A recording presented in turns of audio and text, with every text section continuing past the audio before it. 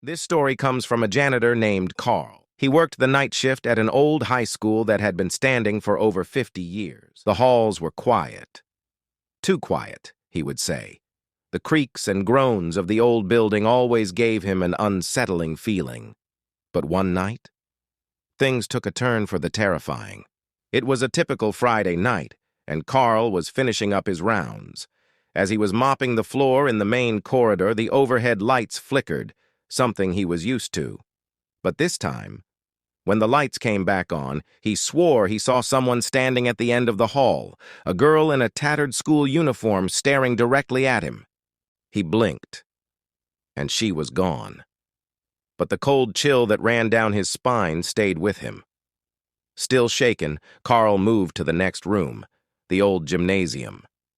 It was said that a student had tragically died in there years ago during a freak accident. Carl didn't believe the rumors, until that night. As he swept the floor, he heard the distinct sound of a basketball bouncing. But the gym was empty. At first, he thought it was his imagination, until he saw it.